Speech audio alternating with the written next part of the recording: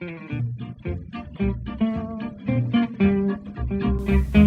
my name is Rennie, and today I'll show you how to make dough for hand-shaped pasta like orecchiette, cavatelli, trofie and pici. If you're an Italian grandmother or have made hundreds of batches of pasta dough before, you can measure your flour with cups, handfuls and any other method. But otherwise, I strongly suggest you weigh your ingredients because that's the only way to guarantee that your dough will be close to correct consistency. We need 4.5 ounces of unbleached all-purpose flour and 4.5 ounces of semolina flour. 5 ounces of warm water, about 100 degrees, but the exact temperature is not important here. Mixed with 2 teaspoons of salt, if you're using them in crystal kosher, or 1 if using table salt. Mix your flours together in a large bowl. Form a well in the middle. Add the salted water. And start mixing with a fork. Keep the wet mess inside the walls and add the flour gradually instead of tossing it all together right away. You see Mario Batali doing this on the counter, but he knows exactly how to make the walls so that his water and eggs don't run onto the floor. Since this might be your first time making pasta, I suggest you use a bowl. The pasta will taste just as good whether you mix your flour and water on the counter, in a bowl, or in a food processor.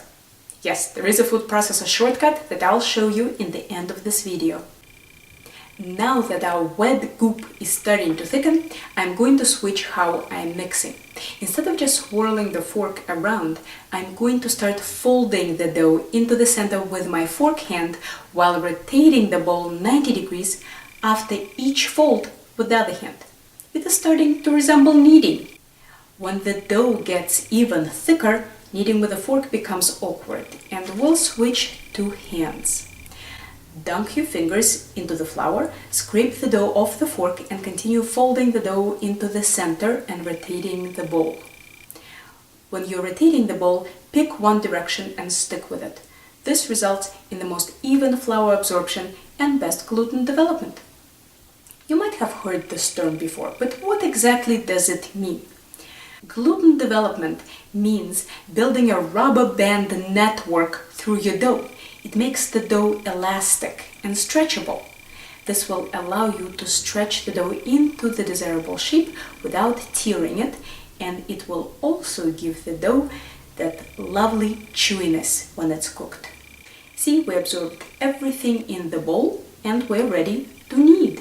For proper gluten development, your dough needs at least 8 minutes of hand kneading after all the flour from the bowl is absorbed.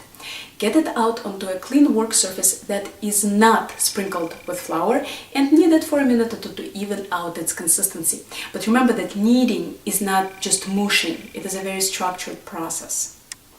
Fold the dough towards the center, press with the back of your palm, rotate 90 degrees. Fold, press, rotate. Pasta dough is too stiff to fold it all the way in half. To avoid tearing it, fold into the center instead of in half. Don't forget to turn 90 degrees after every single fold. I see too much of this kind of kneading in my classes. So remember, fold, press, rotate.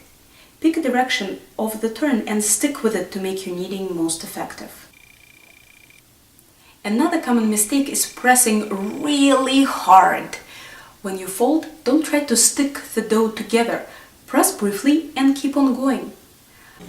When you press down, keep your fingers up.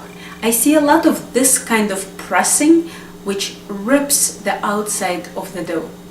After about a minute, check the consistency of your dough. If you are clearing the counter, you're fine. If the dough is sticking to the counter, sprinkle some all-purpose flour and keep on kneading. Mine was actually clearing the counter just fine, but a pinch of flour won't hurt. With pasta dough, stiffer is always better than wetter. How do you know when your dough is kneaded enough? If you press your finger into it, it will slowly bounce back and fill the indent. But I strongly suggest that you set the timer and knead it for at least 8 minutes. This dough is impossible to over-knead, and it is very easy to under-knead it. Testing gluten development with touch and feel is something that takes a lot of practice, but setting a timer for 8 minutes is something that anybody can do. Wrap your dough tightly in plastic and put it in the fridge for at least 1 and up to 24 hours. After you finish kneading this dough, it will behave like a very tight rubber band and will resist stretching. If you let it rest, it will be much more willing to cooperate. So first of all, don't get your hopes up. The food processor is just a replacement for the well method. It will give you a bowl of dough, but then you will still need to knead it by hand for at least 8 minutes. Mix your flours together. With the processor running, add the water through a feed tube and mix until you get a ball of dough spinning around like a tornado. Get the dough out onto a work surface that is not floured. Get every bit of flour left in the food processor and add it to the dough. Now you're ready to knead. Don't be surprised if this dough feels a bit wet at first. After a minute or two of kneading, the consistency will even out and it will be just like the dough you make in a bowl. From Helen's Kitchen in Boston, happy cooking and baking to you!